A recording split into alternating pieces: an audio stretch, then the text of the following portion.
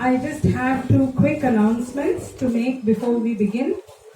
First one is request all of you to put your mobile phones on silent, please. The second one is interesting for the regulars at Bliss Catchers. We will not finish at 8:29 as scheduled. This is a special edition, so we will go all the way up to 9 p.m. Thank you in advance for your patience. What do I say? It's the 50th edition of Bliss Catchers. It's thank you. It's been an amazing journey, and I must say that Bliss Catchers has brought a lot of meaning, purpose, and happiness to both AVIS and me. I'm talking on behalf of both of us. And we started in a very, very small way actually. We started in January 2015, at Ashwita Bistro, thanks to Ashwin Rajagopalan and Shruti there. We started with Bharadwaj Rangan. That's how Bliss Catchers started. And it's 5 years now, so which means 50 editions and 99. Yeah, it would have been lovely if we had hit a century of Bliss Catchers as well, but it's 99, and we said there is beauty in imperfection, so it's fine, that's the way life is. So we just let it be. AVIS said, "Yethadu panni oru Bliss Catcher thodichilama," so that we can do 50 and 100. I said no, let it be imperfect, let it be 99 Bliss Catchers. But we would not have lasted this journey without the support and the absolute kindness of Ashwin TS of Odyssey and the entire team there. So a big thank you for being such a big support, Ashwin and Team Odyssey. You've been home to the Bliss Catchers for over 4.5 years, and I think it's this running between the wickets, as we call it, that keeps all of us going. So sometime last year, I think, we were discussing with Ashwin in his office. We were saying, okay, we are coming up with 50th. What are we going to do and stuff like that. And Ashwin said, we must have a film on Bliss Catchers. And AVIS and I were like, okay, now this is going to be really impossible. And we were, of course, not looking at a very big budget, and we were saying, okay, but who's going to make the film? So immediately our thoughts went to one of our Bliss Catchers, Ramnath Chandrasekhar. He actually featured in season 3, July 2017. He's a conservation educator, and he's also a filmmaker. So we just spoke to him, and spontaneously he agreed. He said, come on, let's make the film. So initially, I have to tell you this, when we started making the film, AVIS and I were of this opinion that we could kind of take the video grabs from the different Bliss Catcher editions and sort of put them all together and make a film. That was our idea of how the film should be made. But I must tell you folks that Ramnath here has got a mind of his own. Ramnath's made this film with so much of effort. He's got such a keen eye for detail. He insisted on meeting all the Bliss Catchers and talking to some of them. He spoke to audience members. So the film is completely his labor of love. He's brought his passion, he's brought his passion, his creativity, his craft, everything into this film. So I'm not going to stand between you and the film. Ladies and gentlemen, presenting The Reason Why You Live by Ramnath Chandrasekhar.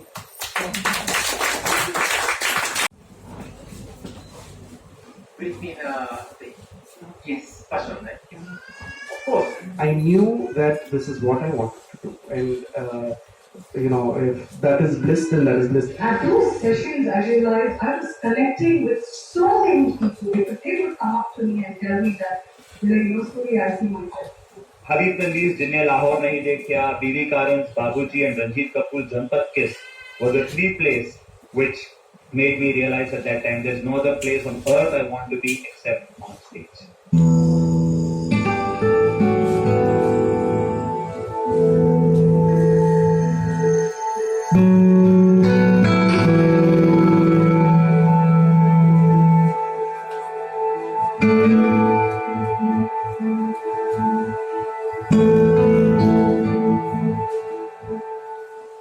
In April 2014, Bonnie and I were left with just 80 rupees. And we spent it on an auto ride to go to a friend's place for dinner.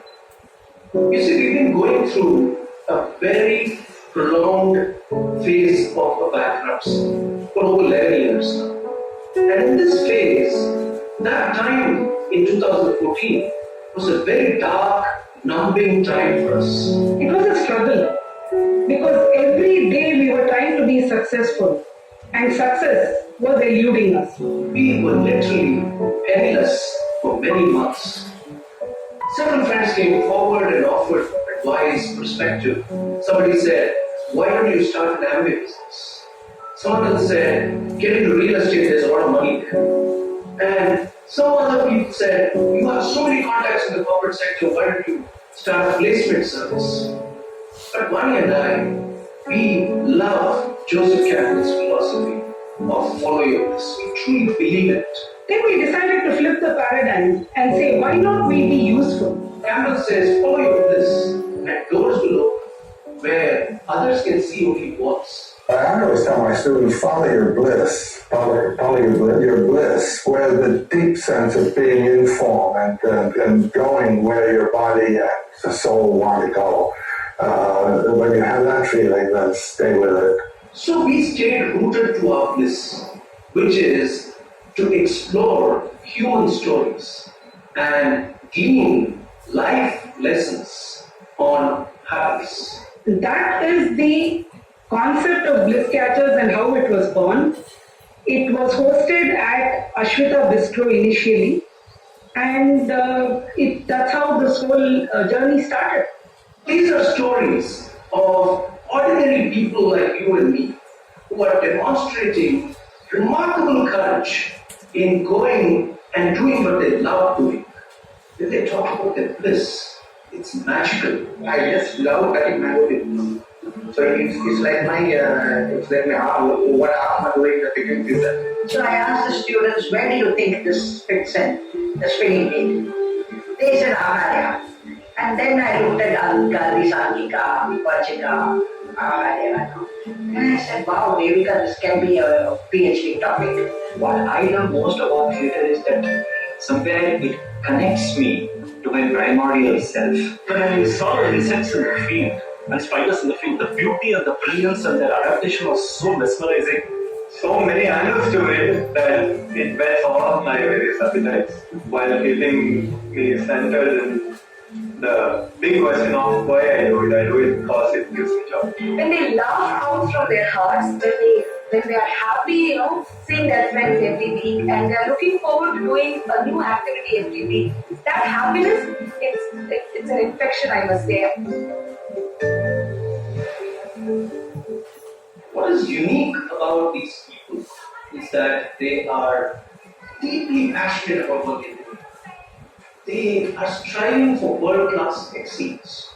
And they're not necessarily only focused on their economic engine. This is amazing. This is a quality that sets apart a bliss catcher from any other. And for us, it's more about the journey of the bliss catcher rather than where they have actually arrived. We research the stories, then we have an exploratory meeting with the guest, and if they are invited to be on the show, then 1 week prior to the show, we review their journey one more time with them. And on the day of the actual bliss catcher conversation, we sync our energies with them ahead of the actual time of 7 p.m. And that's what makes every conversation so special and so spontaneous. In the consciousness, what is the chemistry of this photo? Okay. Let me over. It started as a fascination with a curiosity. What about rains excites you? Just rains throughout and so fantastic. The climate is just turns deep within a week's time. So good. What you are is your art. That's what you're saying. Yes. I was always drawn to any kind of art, craft, and color. So I think as a kid I was exposed to, I would go to galleries. My parents would take me around to galleries. How was that moment when you fell in love? The first time you were playing the guitar, that was the first time I was playing guitar, and it also felt like I found my instrument. So yeah, this is a beautiful answer. This is a beautiful perspective. This is what being immersed in doing what you love to.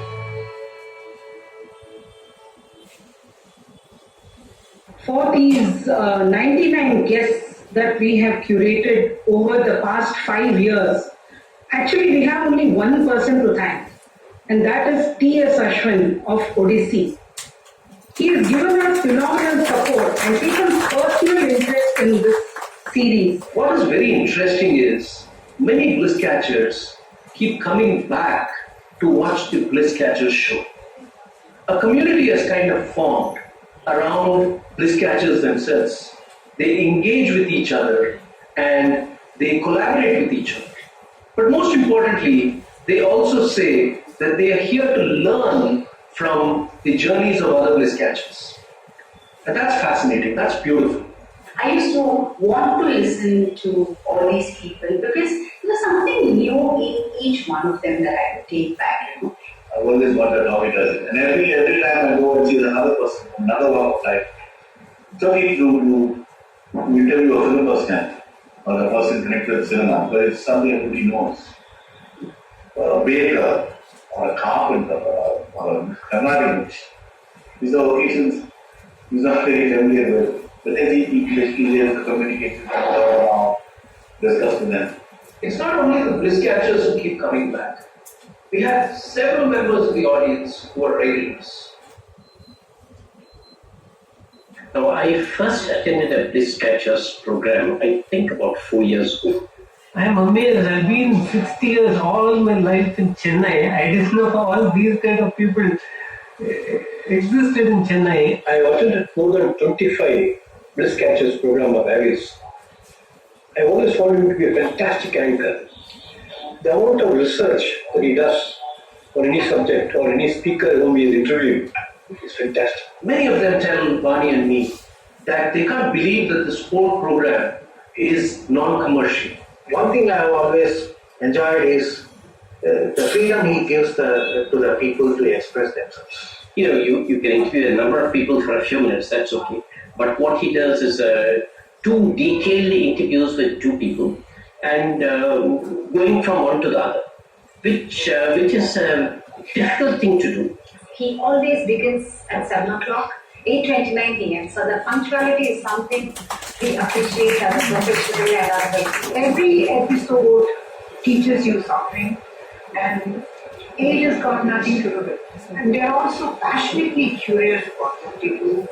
They have no regrets about the road not taken. Even more fulfilling is that many of them have made significant life decisions based on this program.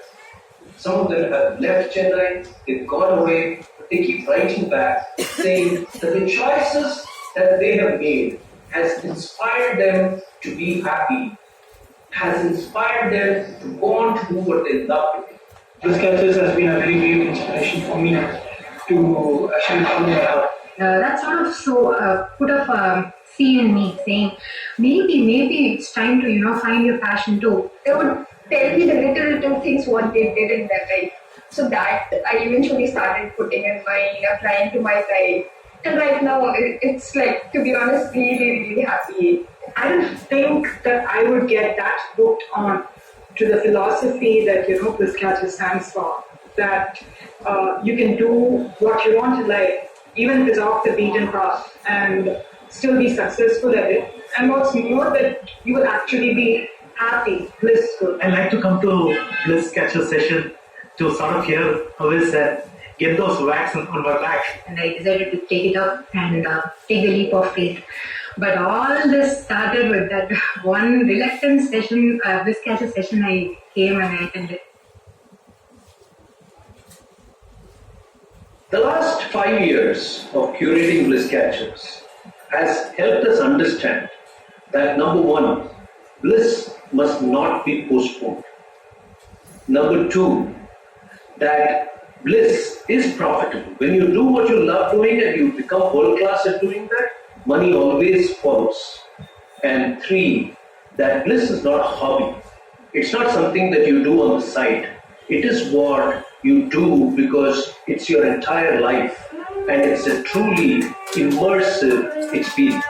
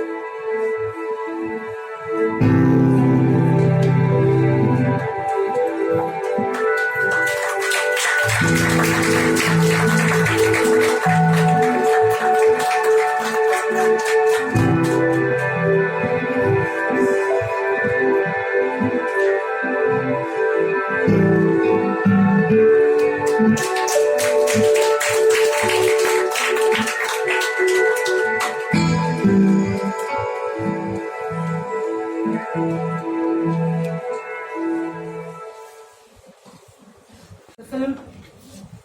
And for the next segment, I'm going to call on stage here Bliss Catcher Venkatesh Srinivasan. Okay, I know quizzical looks. He's not the mystery guest. I know lots of people have been messaging me. People have been writing on Facebook. Is he the mystery guest? No, he's not.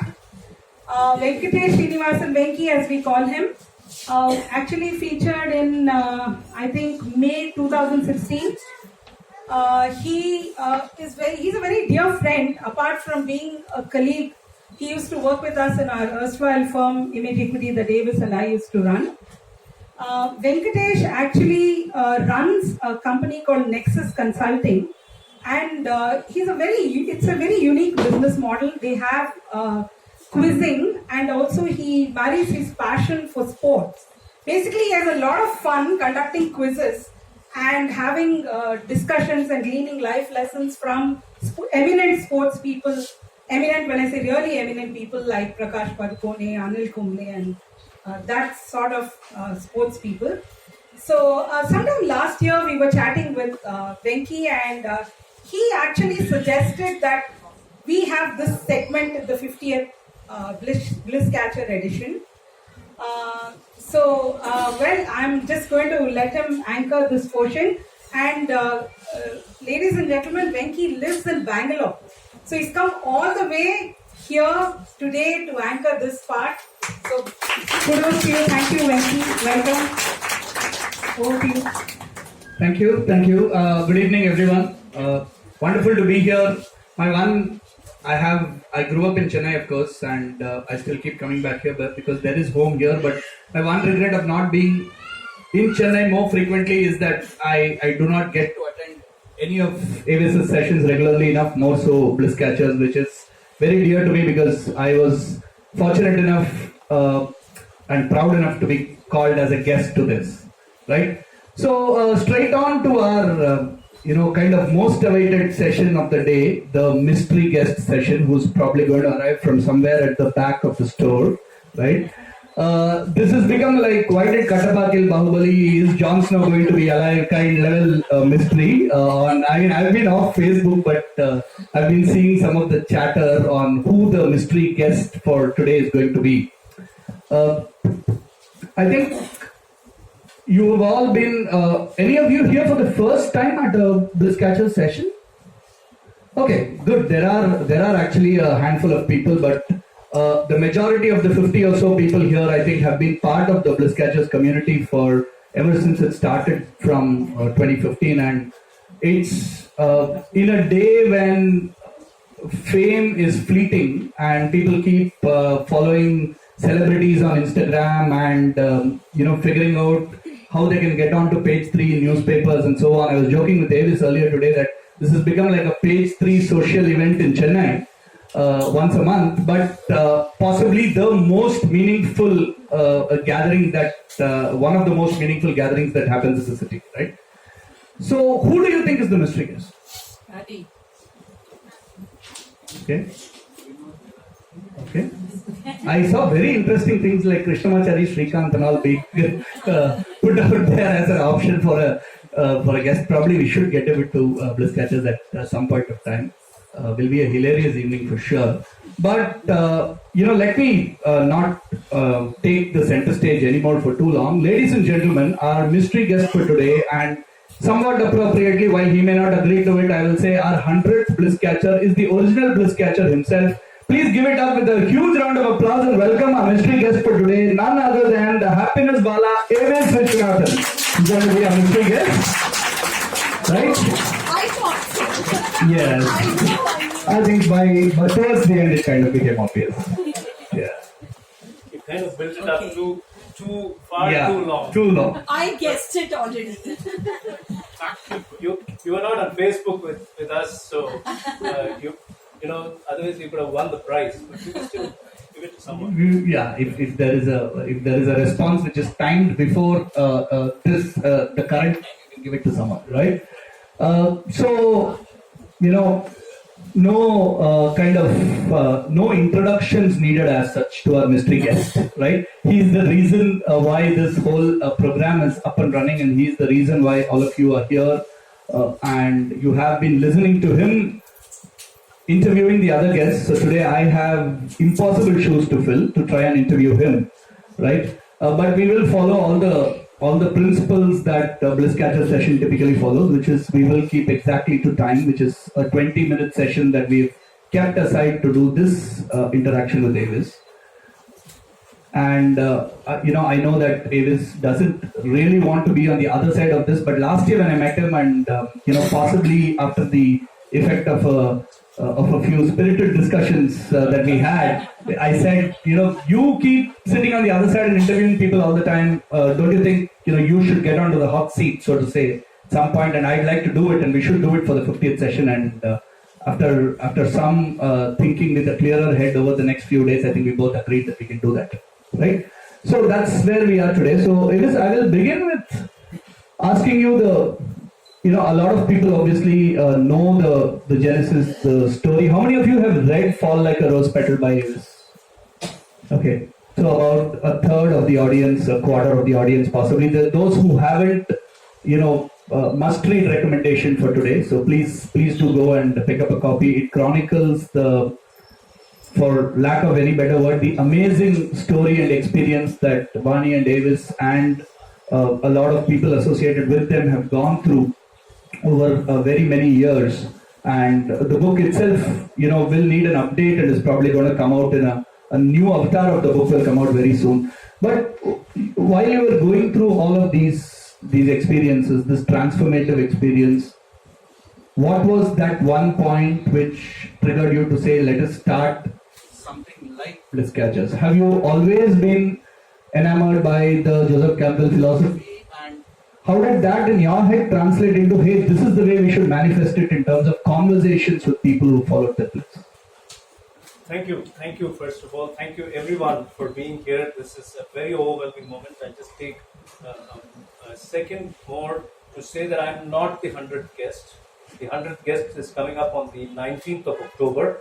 So, that was Venki cycle gap over for 100th guest. So I'm not the 100th guest. I'm just a humble, co-owner of this space of curating Bliss Catcher sessions with Vani and Ms. Ashwin T.S. standing quietly over there. But to answer your question, Venki, there was this time when we had to look at our life very, very differently. nothing that we tried was coming together. We tried keeping jobs. We tried retooling our business model. So success was just elusive, as Vani said in the film. And when one night I went to Vani and I said, "Ye compact success jo cheez hai, why is it so elusive?" So she said, "Why do you want to be successful?" I thought we have evolved spiritually, and I'm really surprised that you are still looking at success. And I said, of course we have to be successful because we have to repay 5 crore rupees to 179 people, so we had better be successful. And she said, just imagine if you had all the money in the world today and you are able to repay all your debt, what would you do? That was a very, very powerful question which had never been asked of me until then. And I said, I'd like to go and tell people that it is possible to be happy despite your circumstances.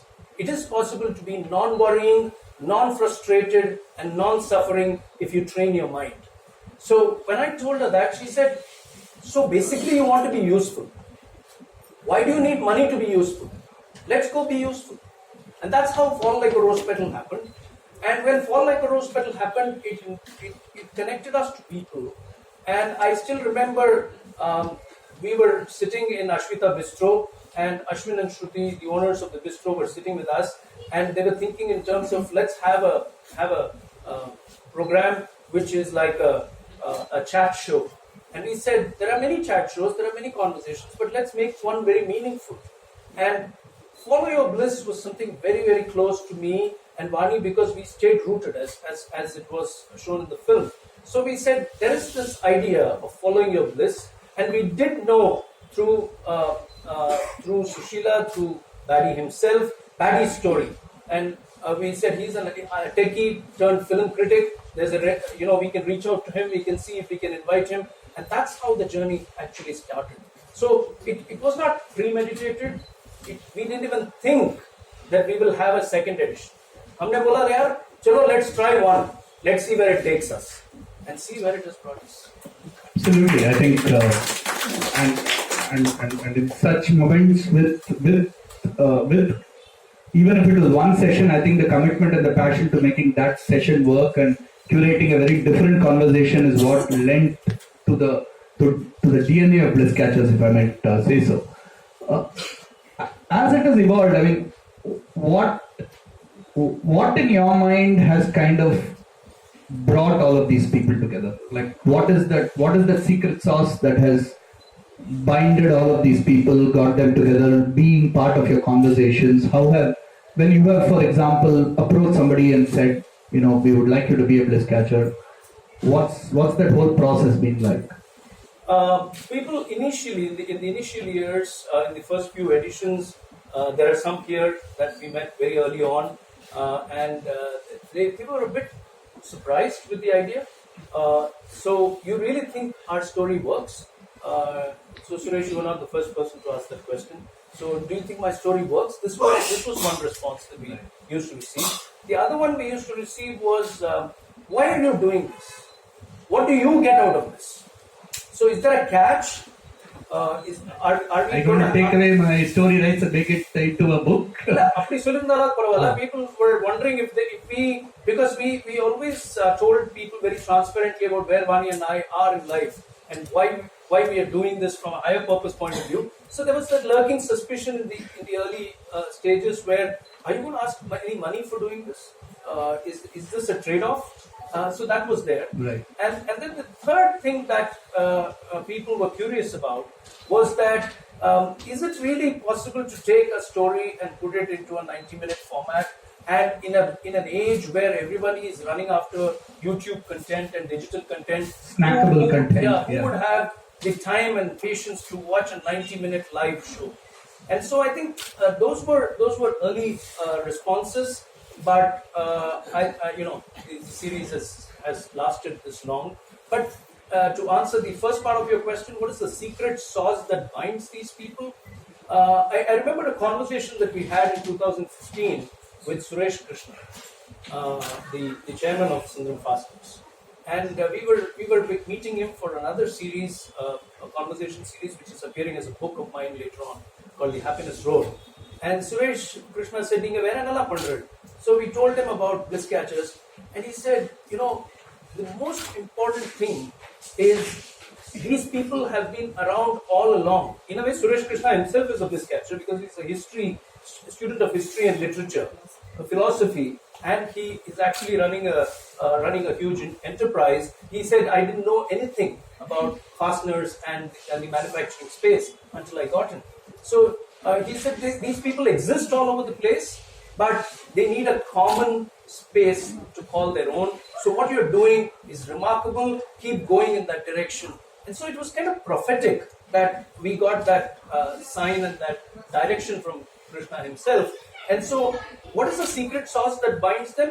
I think their courage, their conviction, and their sense of joy.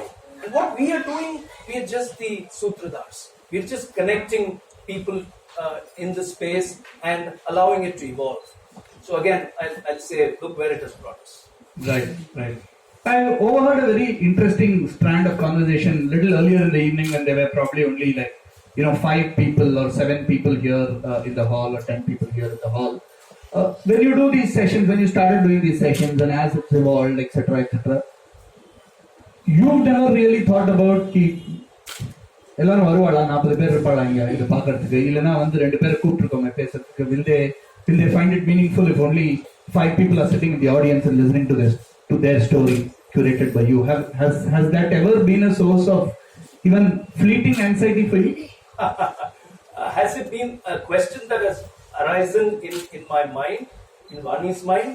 Yes, it comes up every single time we do an event, and I can see Ravi Kiran there, I can see Bala there, and I can see many people who are in the performance space who will relate to this.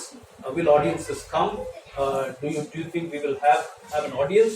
And I learned that lesson. Geeta will remember that event, which happened right here when my book was launched, when Fall Like a Rose Petal was launched.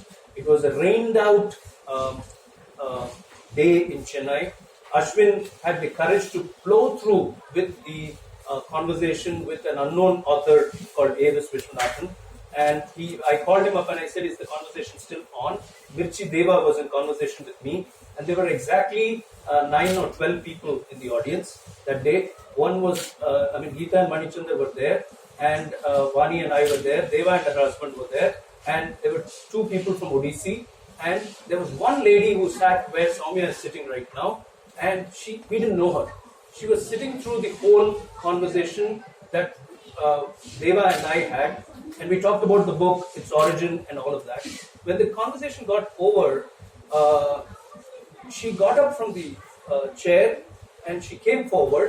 She was that typical Pavada Davani lady with a lot of oil on her hair. I'm just giving you a background, and I'm not necessarily being judgmental of her, but just letting you know where, what kind of milieu she represented.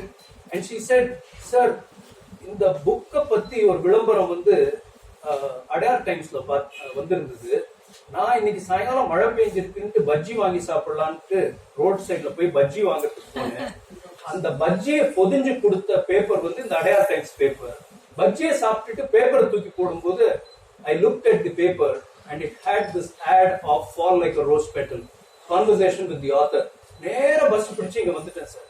Sir, நீங்க யாருக்காக பேசுனீங்கன்னு எனக்கு தெரியாது, யாருமே இருக்கல, ஆனா எனக்காக பேசுனீங்க sir. என்னுடைய குடும்பத்துடைய நிலைமை தான் உங்களுடைய குடும்பத்தினுடைய நிலைமை. நான் ரொம்ப நன்றி கடன் பட்டிருக்கேன் சார். I don't know, எனக்கு சொல்லும் போதும் I'm getting goosebumps. I don't know that lady's name even today. I wish I had asked her that what was her name. So that day, Venki, we learned a very important lesson, that whoever is ordained will be in the audience, and the message will reach people. So every time this question arises, we push it away. It doesn't convert into anxiety, because the joy of being in conversation with people, and I always tell my guests also when we are sitting down, don't look at the audience. The audience is only incidental. It's 3 of us having a conversation. So no anxiety, in a very state of equanimity, but the question does arise. Right. I'm sure. I mean, like you said, any performer, anybody on stage kind of comes across that. Now, I've heard from you fleetingly in the past, and I've heard that the community of bliss catchers who've been built, these 99 people, right, and people whose lives they've touched, there must be like really interesting stories about some of these people, right? About experiences you have had in getting them in, and experiences they've had subsequent to being a bliss catcher. Now, even without naming names, can you give us some of those nice experiences and stories? Well, we've had, as I told you, people first thought we were soliciting them for something. So one person definitely said, I think, originally when I met you and Vani, I thought you were going to sell me an Amway product. So that happened. I can so imagine you not doing it. So that happened for sure. We also had people thinking that they are qualifying to be bliss catchers. Right. So as the program has built a credibility and it's loved today, and I thank all the 99 bliss catchers for helping this program get that kind of build that kind of reputation today. So people do solicit us and say, "This is my story. Do you think this fits in?" And when we say, and we always reply. We always. This is like back to your newspaper days when somebody is like giving you a story idea and saying, "Feature me in the paper." Absolutely. So we are very grateful to them for reaching out to us. So we meet them, we have a coffee with them, but when we decide that we are not doing this, we do get back to them. And a couple of times people have... Is that difficult? It is difficult because people see the way... Because obviously everybody believes their story is an important story. So we have to tell them that there is a distinction between bliss and hobby, and perhaps we need to wait longer. And that a couple of times people have got pretty ticked off and have told us off. People have got angry with us for not being flexible with the dates. So bliss catcher dates don't change. You have a choice to opt out of the session if you have a business engagement or an emergency that you're dealing with, and that has happened a few times. But even this morning I had a request for a shift in the bliss catcher schedule. Can we move the date up or back? And we say no, the calendar is curated up front. In fact, all the calendar for bliss catcher for 2020 is almost set in our mind. By end of October we'll be ready with the full calendar in terms of blocking bliss catcher dates. So we don't negotiate on that. That puts off people. But we've also had some couple of other interesting experiences. I'll end on that note by saying that we have had a romance between bliss catchers, and as quickly that's a new definition of bliss. As quickly as it happened, there was a breakup as well. So that happened. Then we've had a controversy when a bliss catcher was seated here, and somebody in the audience who turned out to be a PETA activist, and the bliss catcher ran a dairy farm, and so they had a huge argument between them. And then the store had to take it offline. So we've had interesting experiences. Wonderful. Lovely. And so, even today, going forward, one of the things I want to ask you is, so this community is now 99 people strong and it's getting added to by 2 people every month, right? What in your mind can the 99 of us do to further propagate? You've obviously been doing yeoman service to this whole thing by anchoring this program, this format, but you can do it in this store in Chennai, spread the message to this audience that's sitting here. Obviously, one of the things I'd like to point out is that, being roughly in the space myself, one of the things I see is that a lot of such forums and occasions happen, and when you started, there's a lot of enthusiasm about capturing it, etc., and then it kind of, whittles out because you just don't have the time or energy or enthusiasm. One of the really commendable things is even now, if you go to the website, to avisviswanathan.in, every single of the 50 episodes is captured, it's there, the full videos are there, the photos are there, the summaries are there. And I think that is wonderful because that chronicling is very, very important, because that's what's really amplifying, keeping this message there for, however long, the internet lasts in this world and we last, and, amplifying it. But what in your mind is the way to amplify this at a very individual level? Talk about bliss more. We struggle to talk about what we are experiencing is something really real for us. Right. Does it work for us? This question keeps coming up in people's minds. Right. So talk about bliss more, because the simple definition, Bala there, it points to my primordial self. Or if you talk to Janaki there, she would tell you that she loses herself every time she's telling a story. Or so will Ravi. So the idea of bliss needs to gain currency, and the fact that it is not a hobby. I think if we do that and more people talk about it, then I think we will create an ecosystem which is fundamentally very happy, and all of us, 99 people plus the couple of us, and as the community grows, all of us can be better champions, mentors, and leaders of the idea. Absolutely, Avis. On behalf of everyone here, on behalf of all of Chennai, all 99 of us, and since I'm here, I'll speak for all of them. Thank you very, very much. You put this together. You have, you've impacted lives. You've changed lives. You've brought a message out that's very, very important in this hectic life that we've all made it out to be today.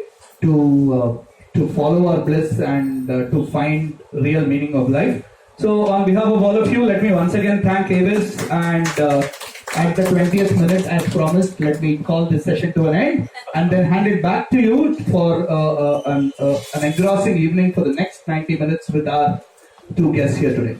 So back to you, Avis. Thank you. Thank you, Venki. Give me a hug. Thank you. So when Venki proposed it, I thought about it for a day and I said, yeah, let's do this. I know it's like turning the spotlight onto me and Ruwani, but because it was Venki, I felt that he knows us more than anybody else, and there was no prep. Okay, I didn't know what was coming, so I think we should pull it off. And thank you for staying within 20 minutes. Thank you. Love you, man. Okay, so I'm back in my skin, and thank you so much for being here, everyone. You're doing great on time. And I must tell you that this is a very, very fulfilling moment for Vani and me. We have been receiving messages. We've been, preparing for this event for months now, and it's so good to see so many people, particularly Bliss Catchers, coming over and being with us. For those of you who are here for the first time, the format is that I will be inviting my two guests to join us here today. And they will come up in a bit. And this is a conversation. This is not a talk. This is not a panel discussion. This is a conversation. And those of you who are regular, today we will not be doing the quiz segment. And we have, over the last few editions, done away with the audience Q&A. So we will go on by this clock all the way for 60 minutes. And towards the end, I will wrap it up, and I guess we are on track to close this a little ahead of 9 p.m. That's the conversation structure for today. It's interesting that this conversation today is happening with two people who represent two different generations. The choices they have made appear to be pretty similar, but had their own complexities. And in the wildest of our dreams, Vani and I would not have imagined that we would have Suresh Kumaraswamy join us as our guest this evening. When we started at Ashmita Bistro on 22nd January 2015 with Bharadwaj Rangan, we had no idea who Suresh Kumaraswamy was. In fact, today I looked up the pictures of from the audience side of the pictures of that event to find out where he was sitting. And I actually spotted him sitting quietly in a corner. So I didn't notice him sitting there, but I did see him I do remember him coming up to me and saying, "Hello, Avis, my name is Suresh." I said, "How did you hear about this event?" And he said, "I saw this up in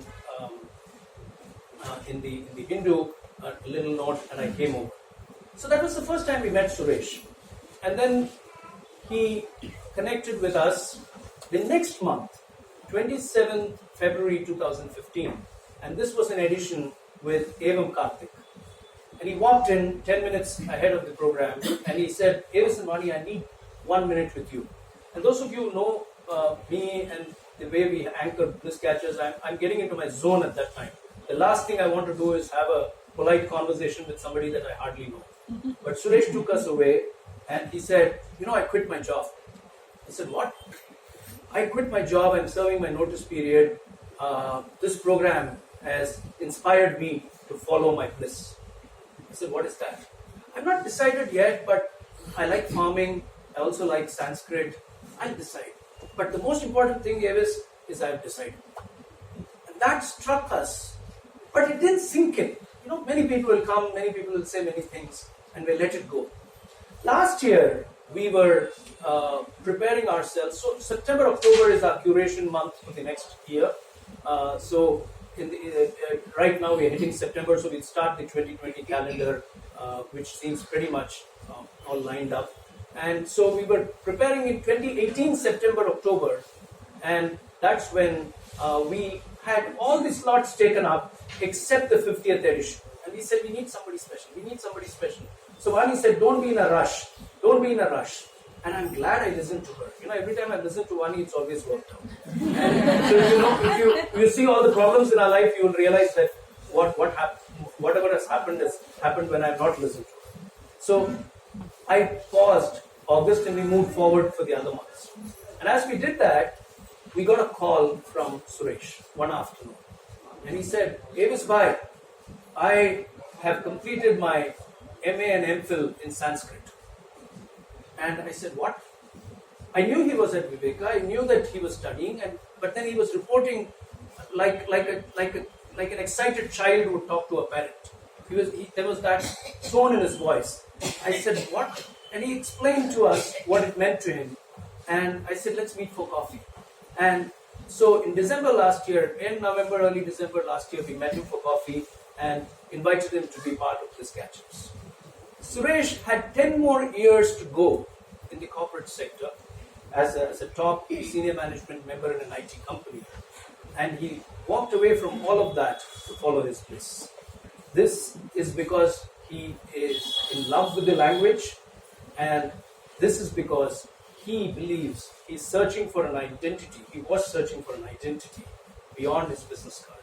So that's Suresh Kumaraswamy, and I'm so delighted that he is our guest. Can you imagine your first edition? You don't know if you're going to do the next one, but somebody sitting in the audience gets inspired and comes back in your 50th edition to be your Bliss Catcher guest. This is remarkable. So, thank you for doing it. Young Srivatsan, we met him in December last year at the Youth Speak Summit.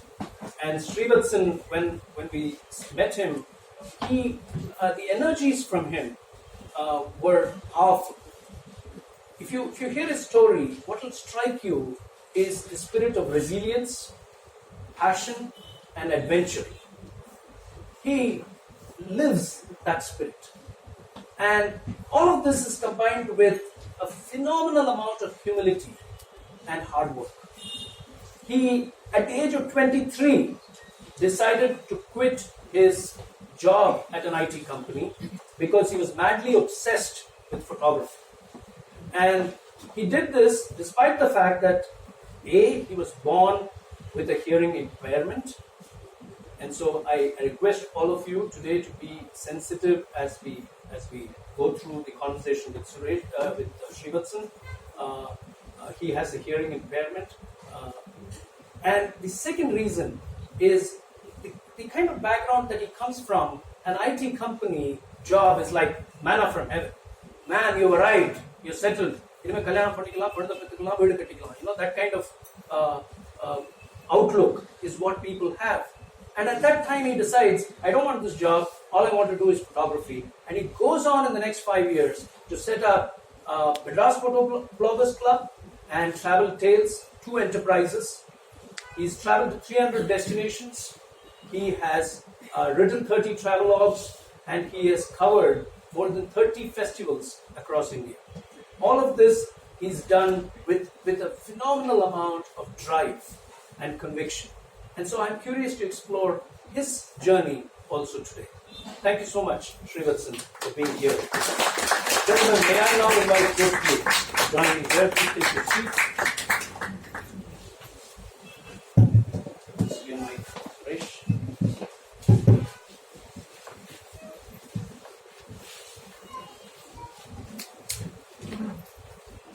Okay, so you're all set, and let's get started. Let me start with Suresh. I'll start with Suresh. Suresh, how is it feeling? Feeling good? Yeah, I'm slowly getting used to this because I never imagined that. Yeah, to be very frank. Not did we. Yeah, so it's still sinking in. The state of denial is gone now that I am here. But it's still, when I look at this crowd here and I see so many accomplished people, I feel honored and humbled at the same time. Thank you. Just hold your mic a little closer to Sure. you as you speak, Okay. sir. Okay, my first question, Suresh, is when you look at your journey, Bliss Catchers obviously was a trigger, understandable. But you seem to have had a quest to go beyond the identity of your business card. Where did that quest begin? When did that feeling come into you? Okay. See, I've been the earlier part of my career. I've been in contract programming in the US. So I know that you do contract programming for multiple customers. So your stickiness with a particular job has always been a if factor. But then this question that you ask is very profound because the real impact actually struck to me on the January 9th of 2008 when my friend called me from HCL and then said, Suresh, do you know that Satyam is going bust? Because I was with Satyam at that point in time. And it was a total, what you can say, well, are you really kidding me? He said, no. Haven't you seen the news yet? So no, I'm not seeing the news yet. So I was like, first time, it was a little bit of a shock, but then, you also, I don't know how to react to that particular situation. It was very difficult for me because I was planning to retire with that company, by the way. Then I was just pensive for a few moments, and for some reason I took out my visiting card, and then I saw, as I looked at the card, I saw my name and the logo of the company and so many other things. Then I somehow felt all the other things melt away except my name on the card. And then I realized, if I remove all this, actually I am nothing. In other words, a lot of people like me have invested heavily in the identity of the job as their own identity. And then I find that identity actually going away right in front of my eyes as we speak. And I said, this is not something I would want to carry as a legacy for the rest of my life. I cannot do this. I need to have some other identity. It cannot be any more dependent on a particular organization or a particular employer to tell you who you are to the world. For that matter, I didn't even know who I was once those things are all gone. Right? So it was, like I said, I have to outlive this identity by hook or by crook. And the seed was actually for that particular moment. And I thank the Satyam episode for that. It was That's how it started. Quest beyond the identity of the business card. Interesting. Many of us go through this phase. In his case, there was a Satyam trigger, but I think we all experience triggers at different times. And the most beautiful thing about life is that it will give you those triggers, and it's up to you to pick up those triggers. When you are experiencing the trigger, you could feel a sense of incompleteness. You could feel very quizzical. What the hell is happening in my life? Or what is the meaning of life? What is all this all about? There'll be a search. You can't define it. And the thedal vandale, the human tendency is to push it away. Oh, it's disturbing. Does it resonate with you, Satya? It's disturbing, right? And you kind of think through it in your quiet moments, and you don't want to think about it anymore. But on the thedal vanda romma nalla vishayanga. Because what I have learned from my life is only when you are lost can you find yourself. If you don't lose yourself, if you don't lose your way, you will not be able to try and find your own self. Mary Oliver, the American poet, she says, I don't want to have ever just visited this world. I don't want to have ever just visited this world. So you're not here just to visit and go away. You've got to do something. And most importantly, you've got to be happy. So I'm glad you shared that anecdote with us. Let's go on. Let me ask you. So let's go to the January 22nd, 2015, the first episode of Bliss Catchers. What was running in your mind when you came to that edition? What drew you to that edition in the first place, to that program in the first place? And what was running in your mind when you arrived there, when you sat in the audience, and then you go back home? Did you think about it? What happened that day? See, like I told you, the trigger was in 2008, but you said no 2015. It's been almost 7 years. But the question and the quest continued with me. And I was all continuously looking for what is that? And it is very difficult for you to let go of an identity which you have been so programmed, because we and my wife, we started our careers in IT. We've been IT people throughout. So it's very difficult. And so I was also thinking, if I have to let go of this, what will take its place? That was something which I had not figured out. And in fact, I had not figured out even when I left my job. So I was curious, and when I saw this little clipping, I was thinking, okay, this is possibly... We have the clipping up there. Yeah. That was the first mention of Bliss Catchers. So it's very tiny. It's almost inconsequential. One can actually lose it and then say, okay, seems to be something with which I can relate to or resonate with. So I was very curious. And I keep anyway reading Bharadwaj Rangan's reviews in the Hindu. So I also wanted to look at what kind of person he was.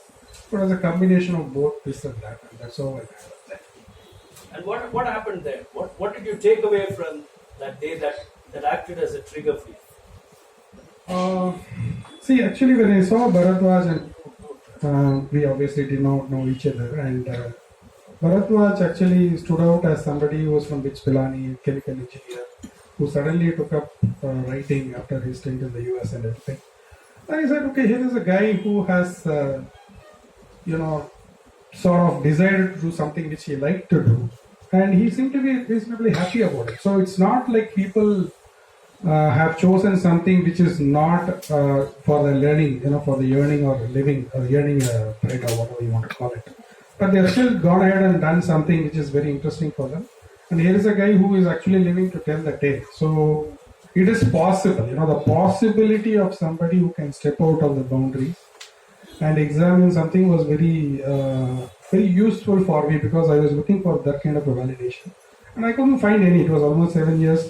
I do look at musicians and so on, and artists and so on, but somehow the way Bharadwaj talked about it, how it was very important for him to be a writer, I realized there is something that was a takeaway for me, in the sense that here's a guy who seems to have really gone ahead and followed his true calling. It's a very glorified term, but something which is interesting, which he found it very interesting, and so he's simply doing it, dropping everything else. That's all. There was that validation that you That was very important for me at that moment in time. I got that validation. You got that validation. So going, the key point here is the word validation. We are consistently looking for that validation, and unfailingly the universe gives it to you. If you pause and think about your life, you would have got those signs many times. I remember 17th April 2007, I talk about it in my book, Follow Like a Rose Petal as well. Our first check bounced that day. And until then, a check had not bounced. In like almost 20 years of running a family, running 10, 12 years of running a business, a check had not bounced. So I was outside the erstwhile ABN AMRO bank. There's a lane opposite to the bank, and our bank was ABN AMRO. And my accountant had gone in there to try to see if the manager could give us 1 day to clear that check. And because it's a multinational bank, they said, forget it, no way. So the accountant messaged me, and I was like thinking our whole life had fallen apart, and I sank in my car seat, and I closed my eyes, and then I opened my eyes, and in front of me from nowhere, a car comes in with the words, never give up, on the rear windscreen of the car. That was a sign, that was a validation. And we're still in the doldrums. Long way to go to fix our problems. But see how far we've come. So that validation is available to everyone. And when you take that validation, when you take that sign from the universe and trust the process of life and allow yourself to be led by it, I think that's where the magic happens. That's where the courage comes. That's where you begin to embrace the adventure called life. That's what I'm picking up from. His story is very fascinating, but I'll pause it for now and go to young Srivatsan, who's ready and waiting for to start his journey in conversation with me. So Srivatsan, I want to ask you a very simple question. What drew you into photography? Did photography find you, or did you find photography?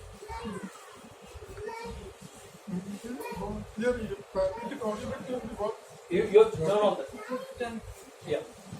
Is it audible? Yes. Okay, thank you. Being born here in Thailand, I spent my childhood with a black and white thinking. Everything is very black and white, so everything becomes very complex, so it becomes very frustrating. Therefore, I spend most of the time like observing many things. I observe a lot. I observe colors, rain, trees, mountains, everything.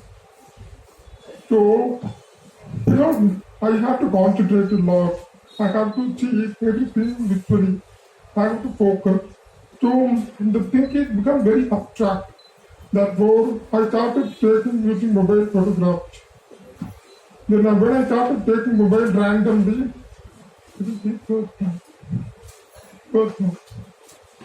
in the picture, in the year it is 7 to 8 years back, I see a lot of flower patterns, tree patterns, sunrise, sunset.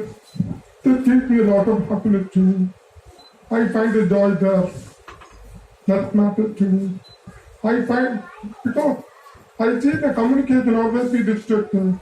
When I talk to the people, I don't understand it. So this becomes like frustrating for me. Every time when I encounter people, they question me, what happened to you? I don't understand you. This kind of questioning always be frustrating me. I have to explain to my problems to everyone, wherever I go to my new friends, new colleges, everywhere. So it becomes frustrating. The struggle becomes a lot of things. I find a joy in taking good pictures. That's how I started my photography. How old were you? What was your age at that time? I think around 12 to 13, that age. After that, I used to use point-and-shoot camera. Point-and-shoot camera helped me to bring it more. Then I moved to DSLR. I asked my dad to buy it for me. He helped me for that. He is here at the end. What a joy to have you here, sir. Thank you. During the first meeting I am attending, yes, normally it never comes. I thought of going back in 5 minutes, but great visit. Thank you. Thank you. Thank you. That's how I started my photography, using the DSLR. And then when I started to explore many things, and that's what I chose photography. I find the happiness there. I find the joy there. I find the bliss there. Thank you. Beautiful. So because he was frustrated, he found an avenue in immersing himself in photography. So you found photography. I'm not going to ask you the regular question because given our backgrounds where we come from, as I earlier mentioned, getting a job, finishing engineering, check. Getting a job in an IT company, check, is normal. I'm going to ask you, what made you check quitting that job? What was the trigger for quitting your IT job, and where did the courage come from? 23 vayasula, the whole world around you is trying to make more money, become more successful, become more famous, and here you are, your dad is right there, so he's also going to hear this answer for the first time, I guess. So, what did the courage to quit the IT job? Well, number one, when I joined the IT job, everything was within me. I did not share my problem with everyone. I was not ready to share anything with the people. So when I go with the society, okay, I joined the company. That's it. Then when I joined the company, when I joined with the team, it was really trouble. Communication, number one.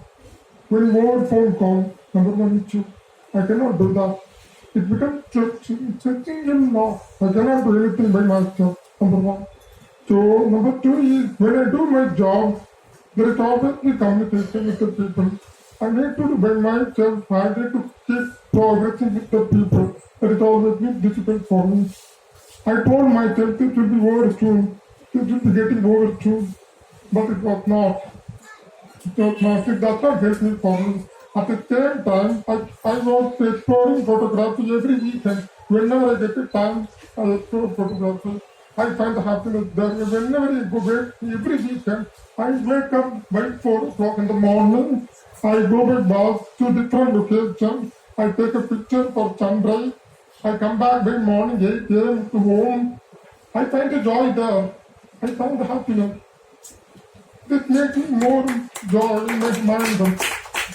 I feel complete for myself.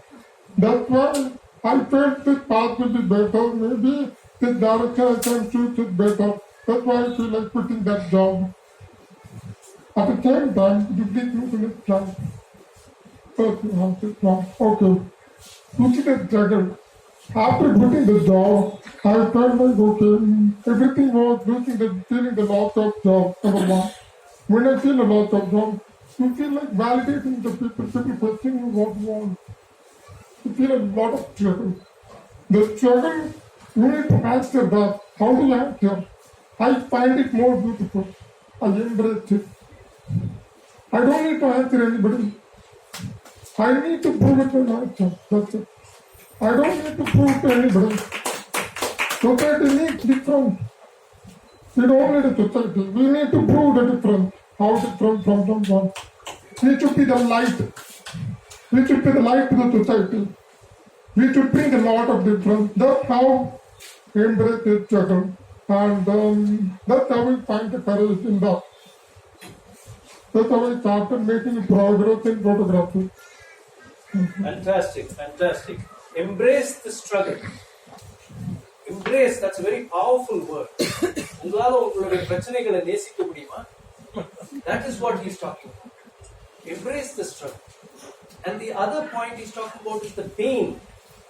Pain is inevitable. But pain is also a great source of expression which can be transformed into art. If you channelize your pain, the anger, the grief, the guilt, all of that into your art, it kind of blossoms, it kind of grows. And the third word you used is, I asked that and you kind of talked about finding that courage in your joy. Finding that courage in your joy. That's a very powerful answer, Srivatsan. You're too young to be so spiritual, let me tell you that. The courage in the வார்த்தை இருக்கு. சில பேர் என்னையும் வாடி பார்த்து சொல்லுவாங்க, sir உங்களுக்கெல்லாம் ரொம்ப கரேஜா இருக்கீங்க சார், ரொம்ப ஸ்ட்ராங்கா இருக்கீங்க நீங்க அப்படின்ட்டு. கரேஜ்ங்கிறது ஜுஜுபி. Courage is not the absence of fear. Courage is what fear delivers unto you. When you look the fear in the eye, எது உங்களை தடுக்குதோ, எது உங்களை தாக்குதோ, அது திரும்பி பாருங்க. You run away from it, it will chase you. So turn around and look at what is scaring you. So you looked at your struggles, you embraced them. Noel Tichy, my favorite management guru, says leadership is the ability to see reality and mobilize the appropriate response. It's a very profound and yet simple definition of leadership. The ability to see reality. What is the most evident reality about our lives? The most evident reality is that we are all going to die at some point. So it's a limited period often. And what is the most appropriate response if you know that your death is around the corner? Live happy. Go do what you love doing. And that's what young Srivatsan did. He embraced his struggles and he found the courage to face society, which was asking him all kinds of questions. And he found meaning in art. Is that a good summary? Thank you. I'll go back to Suresh and come back to you. Thank you so much. And people are really enjoying the conversation with you, Srivatsan. You're doing great. Suresh, let's come back to your question. I was just thinking. I was hoping you would spend some more time with us. we will go back. We will go back. We're good on time. We will go back. But coming to your journey, my question is, to get inspired is one thing, sir. But to kind of work on that inspiration, put it to work, is a bit difficult. Many people falter in that realm. So my question is, when did you decide to quit? And how did you actually quit? How difficult was it to quit? A, the job, B, that identity of a salaried, high-paid IT employee, that identity. So I'm talking about quitting at multiple levels. It was just a tipping point waiting to happen, like I said, so after I saw Bharadwaj Rangan, and then I never discussed this with my family also, though I have been giving them enough indications that probably this is not what I want to do for the rest of my remaining part of life, having traveled this far. So I was giving them hints, and I already discussed with my father, and I've been telling them that this is something I need to do, something very different with my life. This is not something I want to do. Luckily, all of them gave them a full support. And you could say the tipping point, in a sense, was that I had just moved to a new division. And the division, the boss of the division also had decided to move on. So for a few minutes, almost about a month or so, I was actually reporting straight away to the COO in the sense. So I was thinking, so I'll have to once again go and build connections, get into a new division, start all over again.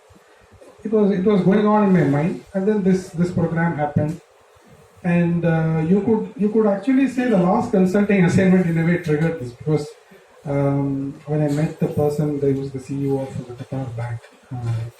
He was explaining about a business problem, and then the ask was simply too much, and I knew that we cannot deliver it, the way we have evolved as a company. And then I said, this is it. I don't think I'm going to do this, because once again I saw that I'll have to start traveling all over again, convincing customers to go there. There was a time the digital wave was also starting. So I said, once again I'm going into the same thing which I did 20-25 years ago. Going to pack my bags and once again start traveling as a consultant. So I think I'm going to quit. I came back, and then I told my HR head that I want to leave. And it was a difficult conversation for both of us. And of course, there were some counter offers and so on. And finally, I said, okay, I think I've made up my mind. And then I went ahead and I just did it. So when I did it, I didn't have any emotion. It was almost like my wife used to say, மூடுற கதவை பார்க்காதீங்க, எந்த கதவு திறந்திருக்கோ அதை பாருங்கன்னு சொல்லுவாங்க. So I saw that this door was closing for me, in a sort of a decisive manner. But there are no new doors. So I said, there are no new doors. This is closed, so that means that is excluding me. So I will wait for the new doors to open. But this is not something I would do. I want to create space in my life. I need that space. So I went ahead and said, I'm leaving. It's never an easy choice. It's never an easy choice, and the clarity of what you want to do and what you don't want to do are always on a balance. Now, sometimes you may lack the clarity of what you want to do, but you clearly would know what you don't want to do. I was, when he was speaking, while he kind of elaborately fleshed out the journey of taking that decision to quit, my mind actually went to little Madhav, who was playing here somewhere, one of our Bliss Catchers, Rakesh Raghunathan's child, Madhav. Now Madhav, as a child, if he's holding on to, let's say, this device, and I want it back, all I have to do is tell Madhav, look Madhav, why don't you hold on to this and give me this? And he'll be happy to drop it. So a child will quickly trade off between what the child is holding to what is on offer. Now we adults lack that ability. We cling on, we hold on to what we think is important for us. The more you hold on, the more you will suffer. So only if you let go, only when you open up your palms will you receive. And that is an irrefutable truth about life. And what you are needing will always find its way to you. Joseph Campbell, on whose philosophy this whole program is based, says that you have to let go of the life that you have planned to have the life that is waiting for you. That's what happened in Suresh's case. So thank you so much. That's the summary that I'm drawing from what you're sharing there. But why Sanskrit, Suresh? My next question. Why Sanskrit? And why the rigor of an academic program? You've done an MA and an MPhil in Sanskrit. There could have been an easier route. You could have probably just learnt it from a Sanskrit scholar going and sitting and learning the charts or the Vedas or understanding the complexity of the language from a researcher. But you went for an academic program, and that's quite rigorous, A. And B, if I remember right, you did talk at some point about farming being an option. You have a farm in Vellore, and you were visiting the farm quite often after you quit the IT company. So, but why Sanskrit? That's my question. Okay. See, the desire to know something about Sanskrit was something lingering for quite some time in my life. Whenever I used to go to a bookstore, I look at the Upanishad books and the translation of Upanishad books, or even the slokas. I always used to wonder, what is all this, and I don't really understand this, but there seems to be something that is of interest for me. And then when I read the translations of the Vishnu Sahasranama, I get carried away. I believe there's a lot more import behind the words that I can understand. So that connection was always there. It was always at the back of my mind that someday I have to do this. Someday I have to do this. But the chance never came because your job and your social redemption, precious, to give it the word, continuously keeps you on this particular treadmill. Right? So once I created this space, I really didn't know what to do, and it was quite difficult for me in the first few months to really redefine myself in that sense. But I said one day I'm going to Sanskrit College Madras and figure out really what is going on there. So I went to a wedding of a colleague of mine, finished the wedding and walked into Sanskrit College because the venue of the wedding was very close to the college itself. So I walked in. That is very, very providential, the way this happened. So I went inside and I said, I have come here now. The Sanskrit The guy looked at me up and down and he said, we can't admit you. Then I said, no, part-time course.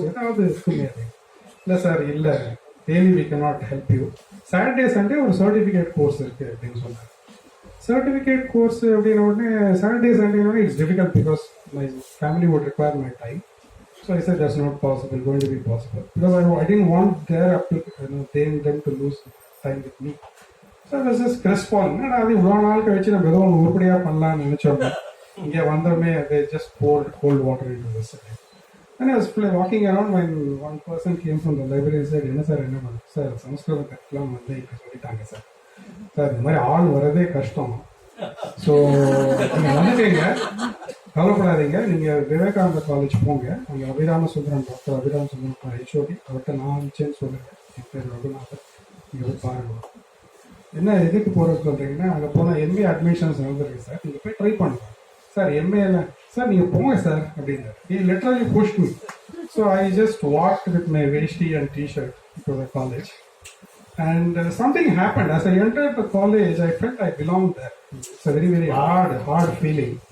I mean, difficult feeling to express. Then I went and I saw Dr. Ramachandran, the head of Samskrita Bharati in Chennai.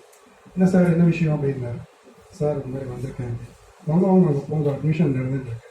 So I went there and then they said they had got my background. I said I really don't know much about Sanskrit. I know the basic script. I can possibly read a few things, but nothing beyond.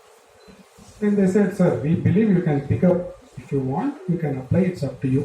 But here is a form. And then you come with your certificates and things. Day after tomorrow, you will apply. I was like nonplussed. Suddenly, should I go back to all this? But then I said, what is that? The timings is it from 8:30 till 9:30, 12. They said, okay, it suited me because. But then I said, they said 25 papers, sir. MA will be very difficult. You have to manage. I said, I'll take the rigor because it was very important for you to go through a very structured program, for you to quickly come to the level of speed that is required of it. Otherwise, you will not be able to do that. It doesn't just fit in. Just it become a hobby, like you said. But here, I felt impulsively that I have to go and lodge myself into this machine. Having been through that, having been through that 3.5 years of rigor of the programs, why would you say it is your bliss? What does it do to you? Very simple. When I start immersing myself into that world, be it a seminar or be it a discussion with close friends or even reading a literature, I generally feel time, the loss of time. I don't feel time at all as an element. Timelessness. And I discover that often again. And then I also admire the pure quality of the words and the meanings behind that. And I can give some examples, but it will be a little bit short. So, but the sheer beauty of the language, the sheer import of the language, the sheer I don't know how to put it there. The way it connects with you is something you have to immerse yourself to understand. So the big story here from what he said is when you are moving in the direction of your bliss, it is moving in your direction too. What you are looking for is looking for you too. That is the magic of this entire space. The second thing is he's at a loss of words to describe. And that often happens with people when they describe their bliss. You can't put it to words. And there is a mystical quality to it. There is a romance to it. And it is something that is indescribable in many ways. This is not the first time I'm having a Bliss Catcher search for words to put in there. Campbell himself said very beautifully that Sanskrit is the greatest, he said. It's the spiritual language of the world. And he says that he was inspired to draw the Follow Your Bliss philosophy based on the Upanishads and the whole idea of Satchitananda, that feeling of rapturous delight. So looking from the outside, those of us who don't belong to that space, we wonder, Sanskrit. Somebody may look at me and Vani and say, happiness. So from the outside it will be nonsensical.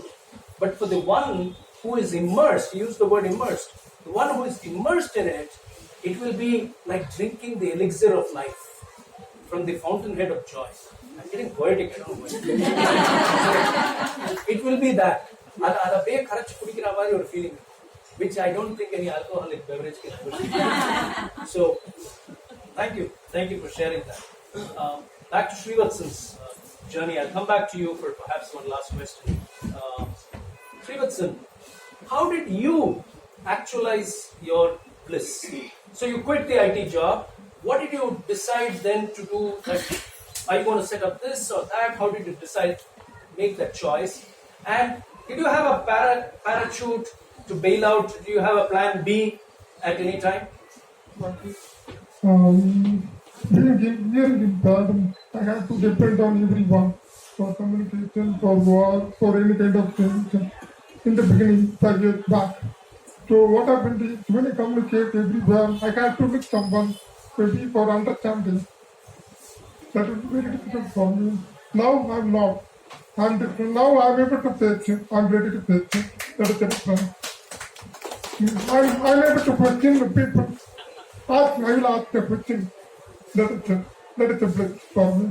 Number one bliss.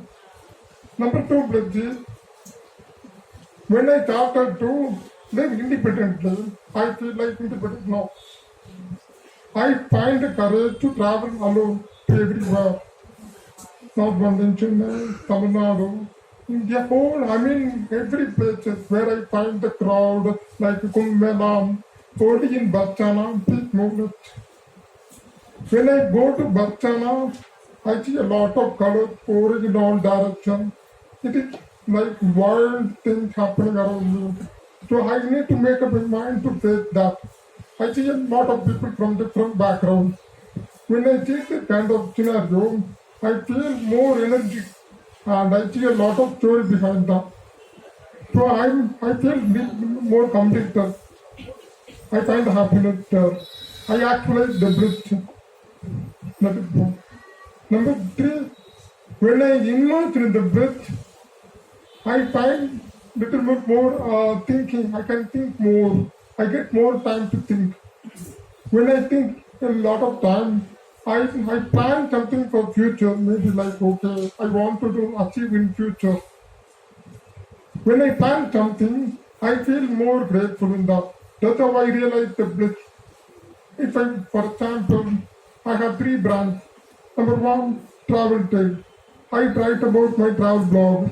I have published more than 30. Number 2, I am running a community called Madras Photo Blogger. This is for beginners, brand awareness. I am doing that. Number 3, when things 2 did not work out, I make quick money through wedding. Wedding. Right? That is the best way. For short term, it is the best way to make quick money through wedding. For long term, I use it for Madras Photo Blogger. In 5 years, how the organization should be. I'm clearly planning right now. For travel blog, it's for my whole passion. It's for my self-development. When I realize the self-development, I think a lot. When I think a lot, I can plan actually. That's how I realize my whole bliss. Beautiful, beautiful. We've so far had people who have only talked about plan A and plan B. He's the first person who's brought a plan C. So, plan A is travel tales, plan B is Madras Photo Bloggers, and plan C is weddings. So whenever you're short, you dive into a wedding to make some money, and you come back and you flow it into your bliss. Fantastic. This is a completely original perspective, and I deeply appreciate that. But hearing him say, I was actually thinking about Khalil Gibran. Khalil Gibran says, your children are not your children. Your children are not born for you. They're born through you. Their life's longing for itself, he says. And we think that it doesn't apply to adults. We are also somebody's child, right? His father is sitting right there. So, Srivatsan's creation also is part of that Gibran philosophy of life's longing for itself. And life is seeking to explore, to experience, and to express through him.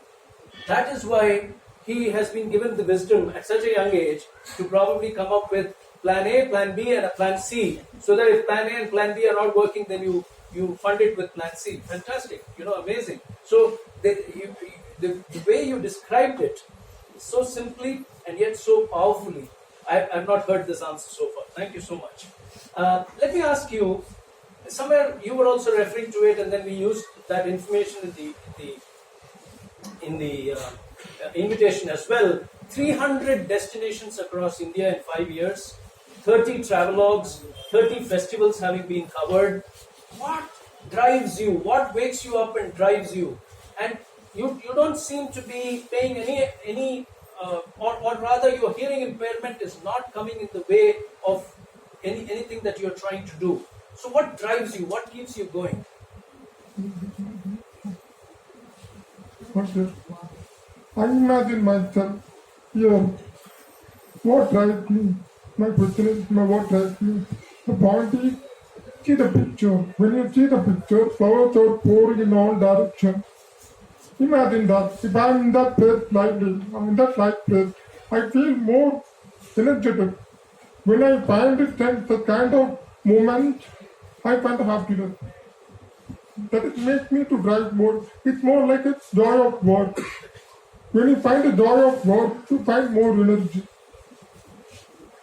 Two things. The one is very crowded area, like Nasi Kumbh, Ahmedabad Kumbh, these are the Allahabad Kumbh, these are very crowded place, overwhelming. When you go with the crowd, you will be pushed, provoked. You don't know what to do. At the same time, you don't know what to capture. You will be overwhelmed. So this kind of mentality will make you to explore your mind. You may need to decide something, whether you take it or not. Therefore, I find a joy there. I find a joy in challenges. I find a joy in difficulties. That's how I capture those pictures when I go for different locations, number one. Number two is where there is more people. You are trekking somewhere to double-decker bridge. When you go for double route bridge, you need to trek it for nearly 4.5 hours to reach that place. There will be huge staircases. You need to trek to 2 mountains up and down. You have to reach it. It may take it 4 hours normally. At the same time, it will be raining. You need to be physically fit. You need to mentally prepared. So I've been both in the same kind of scenario. So in both scenarios, I decided how to see that perspective. So I'm able to see everything as a positive side. This helps me to make a progress, not only in my life, in also my business too. If I see something lost, okay, fine, let's move on. Let's move on the positive side. That drives me to more. That's the main thing. I don't care if I lose something. I don't care. I keep moving on. I have set of goals. I picture I want to achieve that. In 5 years, I want to achieve this. In 2 years, I want to achieve this. But it does not happen overnight. To practice day by day, night. It takes a lot of effort. I meet a lot of people. I meet a lot of teams. But I'm exploring it. I find it interesting. I love them. I find it bliss. Fantastic. I want to pick up one word, the joy of work coming from the joy from challenges. That's what drives you. I feel when I was listening to you, I was thinking about our own situation. I'll come to that in a bit. But that's the magical quality of bliss. You know, bliss is all encompassing. It is what drives you. It's your fuel, in a sense. It's your alarm clock, if I may say that. It is your shot of Americano. It's your double large single malt on the rocks. You know why I tell you all this? I'm choosing metaphors that work for me. Okay? Why I tell you all this is because the driving energy of bliss does not understand the language of pain. They don't understand, you know, and it's fascinating. The human body, the human mind will understand this, but what comes from your deep within your soul does not understand pain. You can go on. The second is, it will wake you up.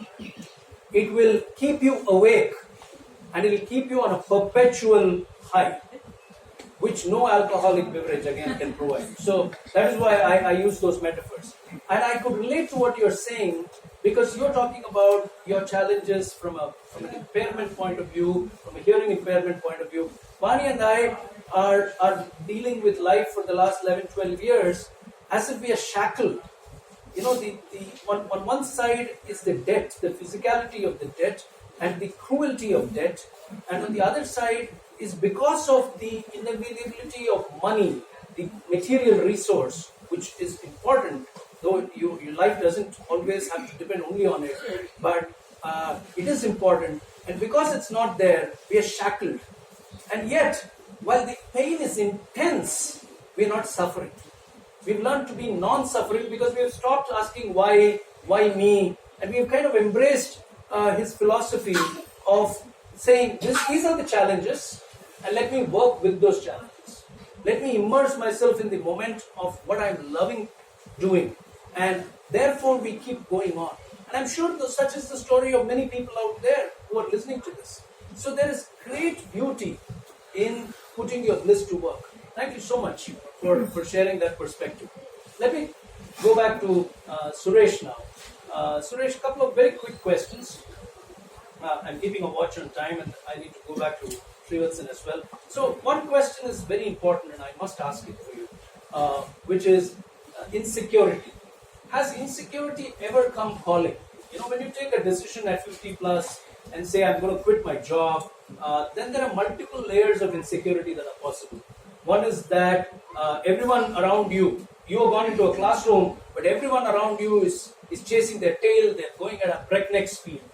Second is, anybody can do with a little more money. So you probably left 10 years of earnings or more on the table when you walked away. And the third is this whole fear of irrelevance. That fear of irrelevance. So does insecurity come calling? How have you dealt with it? Okay, I will answer it in two ways, right? The first one is a bit spiritual, but you have to put up with it because there is no other way to describe it. Because the very first class in this MA course, it gives me goosebumps if I talk about it now, is my teacher. He just picked up my book and then he said that was basically a what called Kadambari, and the very first particular statement, he just it's called Tasyacha Dakshinamurti Ashritya.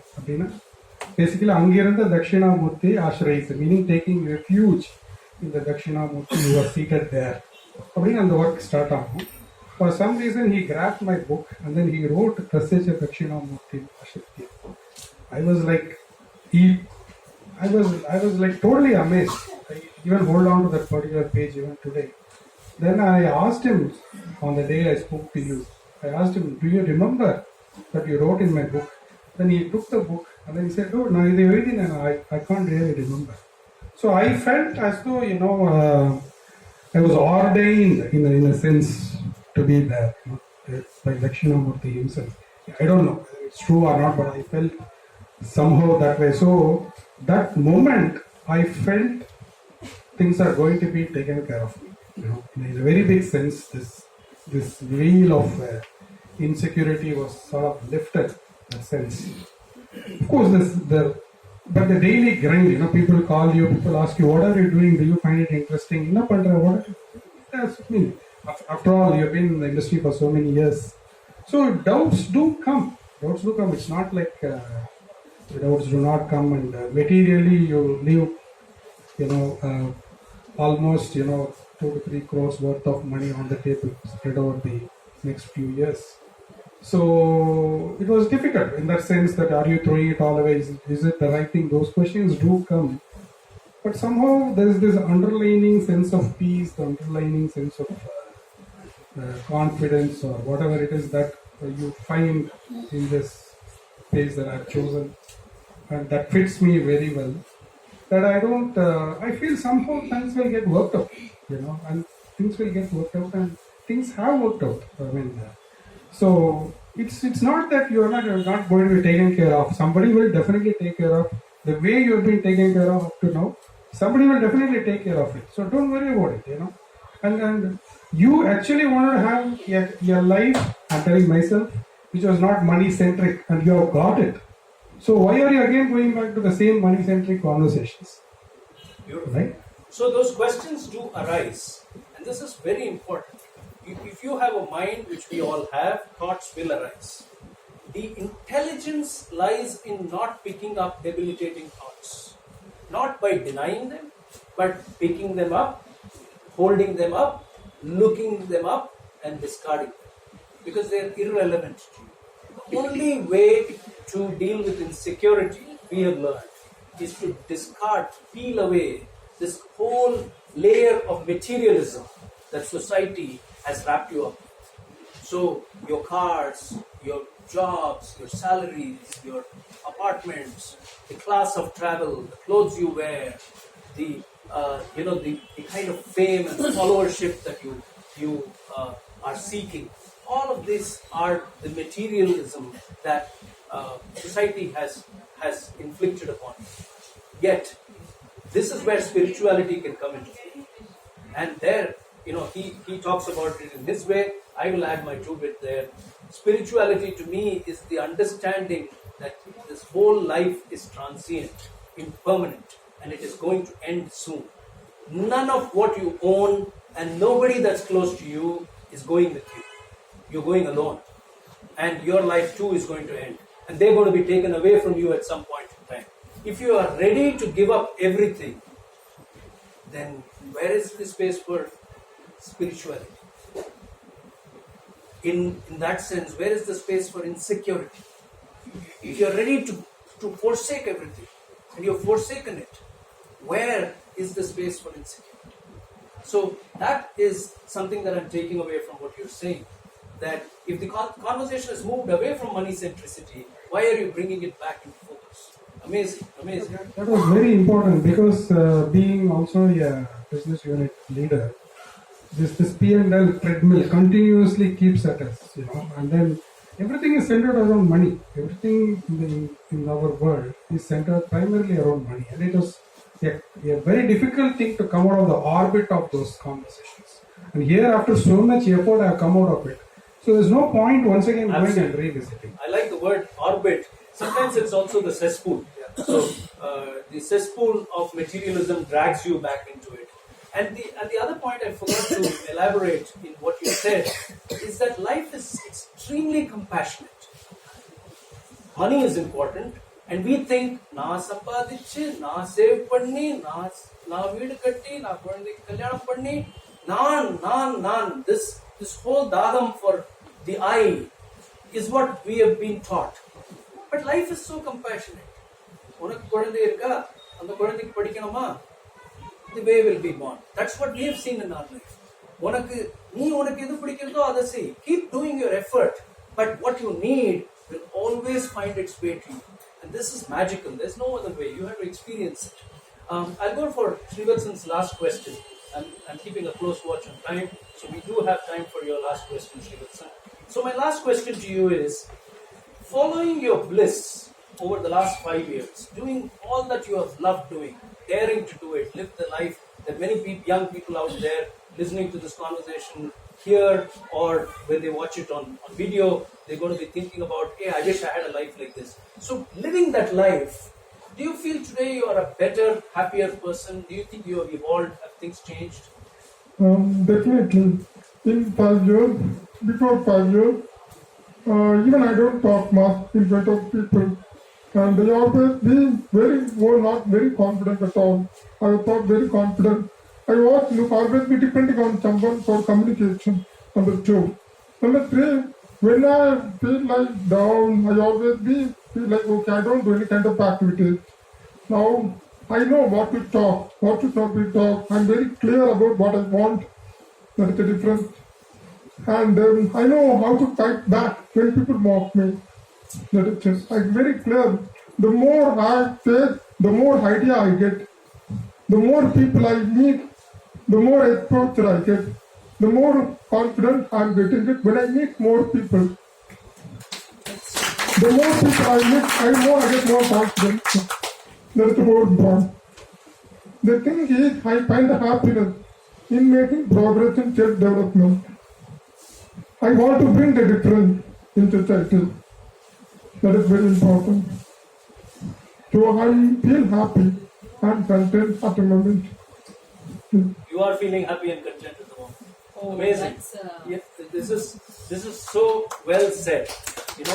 In the moment, that is the that's the crux of what you said. I think happiness and contentment are aspirational values for many people, but bringing it and internalizing it in the moment, I think that's very powerful. So in many ways we have seen this with 99 guests so far. When you follow your bliss, life rolls out a carpet. The path kind of unfolds, and doors open. So Osho mocks this very well. He says that the ancient wisdom, with no specific reference to any religion, and these are Osho's views, not mine necessarily. He says that Tattungal Terakappadam is an ancient wisdom, and he mocks that wisdom, and he says, Kadavu Tarandarna Yempa Tatra. You keep going, and the doors will open. That's what Campbell picks up on and talks about as well. So in a way, if you're getting self-confidence from happiness, if you're getting the ability to face life from your happiness, if you are enjoying the process, the journey of life from happiness, then you've understood the meaning of happiness. So happiness is not something that you attain after achieving something.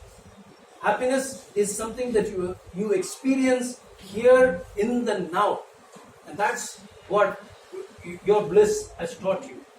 Now, when you look around, many times you will find that people are running all over the place around you. People are running amok. And you think you are being left behind. A. B. There are financial, physical, and emotional challenges that you are experiencing at any given time. All this put together make you believe that you are worthless and you are a loser. But if you pause to reflect and ask yourself, why am I doing what I am doing? And is this process giving me happiness? This process of learning Sanskrit, his process of embracing his challenges, is that giving me happiness? When you pause and ask those questions, you will always find that if your answer to the second question, that you enjoy the process, is yes, then that is your reward. There is no destination. There is nowhere to reach. There is nothing to prove. There is nothing to achieve. Just that process of being happy doing what you're doing. If the answer to the second question is no, then you go back to the first question. Why am I doing what I'm doing if I'm not happy with it? That's what I'm picking up from you, Srivatsan. And as a young bliss catcher, you taught us so many wonderful lessons today in your own humble, measured, but yet profound manner. Thank you so much. Thank you. And one more thing. Nowadays, people don't have the time to think. I request spend some time to think what you want. Number 2, take care of your health. Many people are not focusing health. The more concerned about yourself, the more productive you will be. That is very, very important. Then when you realize the happiness in your life, that is important. And you can connect me in the Instagram, Facebook, LinkedIn. Thank you. Most happening man in town, ladies and gentlemen. Okay. 2 different generations. I'm going to do a wrap in a little while. Please bear with me as we go through the final phase of this evening. We are great on time. Stay to the very end, and we'll wrap this up very quickly. It's been an amazing conversation with both of you gentlemen. My young friend Atirupa always points out that 90 minutes is not enough, and which is true. It's just not enough, but this is the perfect model that we have, or we believe it is perfect, so we won't tinker with it for now. Please stay back and engage with our guests, talk to them for a little while before you leave. But now let me call upon Ashwin here to give away the Bliss Catcher trophies for the evening. These are coveted Bliss Catcher trophies, which are given away to our guests at the end of every session. So that's Suresh, and they get a beautiful mug each. This is Suresh's mug.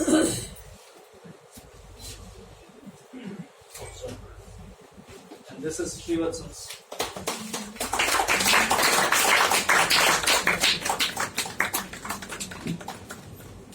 Fantastic. Thank you, Ashwin. Please stay back, Ashwin. A couple of more small ceremonies.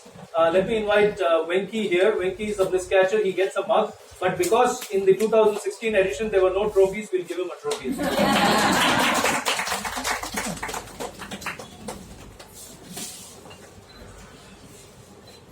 Thank you, Venki, for coming all the way from Bangalore and having that little conversation with me. We have a couple of more giveaways.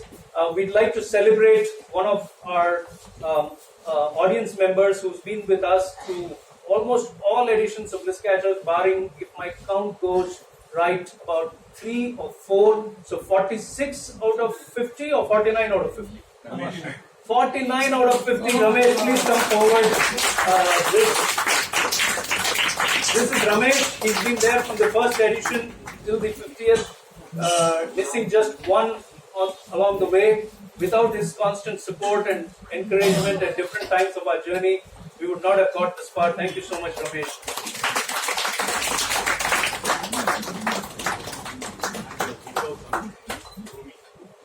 Today Romy didn't come. Maybe he will come. Let me also invite our brother here, Vinod Velayathan. Out of 50 editions, he's photographed more than 35 of them for us. All of them for the love of the concept. Thank you so much, Vinod.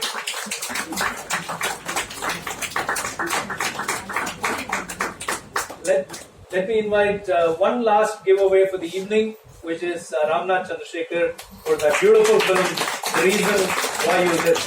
What Ramnath has done is amazing. It was his idea of going with the film that way, and believe me, there were no budgets for this film. It's all his love. Odyssey did support to some extent, but it's been entirely Ramnath's way. Thank you, Ram. Give me a hug. Thank you. Thank you.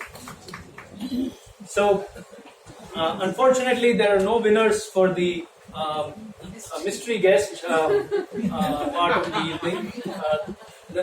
Nobody who guessed it right. So, to that extent, I think Vani and I pulled off a coup with Venki. Venki, where are you? We did an amazing job with that. I was a bit tentative about should we do this? Would it mean like Vani turning the spotlight back on AVIS? Anyway, AVIS now why do all this? I was a bit tentative, but then I thought this was an idea that came from Venki, and we said we should go with the flow. So it turned out well. Thank you so much. Now let me do this quick wrap. How do I wrap the story of these two gentlemen? What's coming to my mind is something very simple. Whether we follow our bliss or not, our life at different times is going to be peppered with challenges. There are going to be challenges. Harivansh Rai Bachchan, avarda vararni. Harivansh Rai Bachchan, avardana, avar vararni. Harivansh Rai Bachchan says, Jeevan ka matlab hai sangharsh. So the sangharsh, struggle, challenges cannot be avoided in life. Whether you follow your bliss or not follow your bliss. So intelligent living, simple point about intelligent living. Isn't it common sense that if your life is going to be peppered with struggles in any case, why not go do what you love doing and face those struggles? At least you'll be happy facing it. So that, I think, is what I pick up from these two gentlemen. The contrasts are there and the similarities are also there. One takes a call at the early part of his life and the other one takes a call at the pre-retirement part of his life. And those are the contrasts. But the similarities are both of them made decisions about their happiness. And that has paid off in its own way. His daughter, Suresh's daughter, Sandhya, she was inspired to follow her own bliss. And as she talked about in the film, seeing her father's choice. So I think we can create happy families. We can inspire people in our circle of influence if we step up and move into that realm of bliss. So thank you so much, both of you, for being here. This is a very, very powerful moment for Vani, me, and for our journey together. Because the Bliss Catcher program, we never quite imagined that we would do 50 editions. We never quite imagined that the person in the first edition in the audience would be our guest in the 50th edition. And we never imagined there would be so many Bliss Catchers under one roof. We see them at social gatherings sometimes and we say, Bliss Catcher, Bliss Catcher. but Bliss Catchers at Bliss Catchers together for the first time, this is so overwhelming. So celebrating the 50th edition, as I close it, I can only say this program, I can only stand up and say thank you for all your love. Thank you for what we are experiencing today is the magic of all your love. So from darkness to light, we've seen the transition in our life. Materially, it's still very dark, but there's so much light that tamasoma jyotirgamaya. That I think we have experienced that in a very practical, living sense. Second is from meaninglessness. Arthamilada or varka.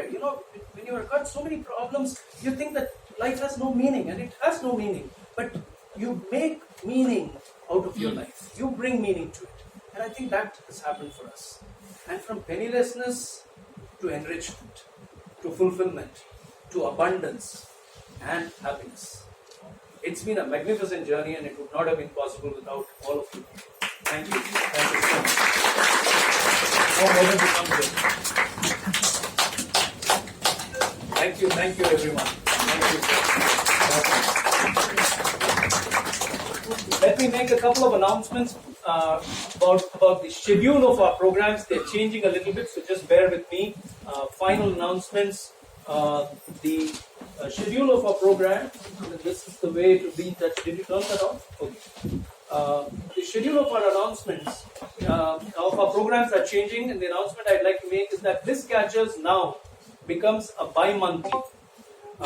So we're going to have Bliss Catchers on the last Saturday of every alternate month. And the other month, when Bliss Catchers is not happening, it would be our other series, the Happiness Conversations. So for this rest of this year, we have Happiness Conversations coming up on 28th September, where R.V. Rajan is going to be in conversation with me and Vani, along with K.S. Narendran. Fabulous story, look out for our mail on that. On 19th October, it won't be the last Saturday in October, but it will be the Saturday before that, because the last Saturday is we have Diwali. So we preponed Bliss Catchers in October 19th. We have our 100th guest in Bliss Catchers, and that is happening on 19th October. Then 30th November, we have Happiness Conversations again. And so this cycle will go on. If you're not on our mailing list, please leave your name or number with us, and we'll be happy to add you. If you Google for us, Happiness Valas, you can reach us, you can drop us a mail. And we are also launching a new series called Work Happily Ever After. That also is a non-commercial series where we are hoping to explore lessons on life, leadership and happiness. Work Happily Ever After, starting October 19th. If you're on our mailing list, you'll receive invites for that. That's for lessons on life, happiness and leadership for workspaces. Thank you so much. All of you have a wonderful evening, and be happy, be blissful. Thank you.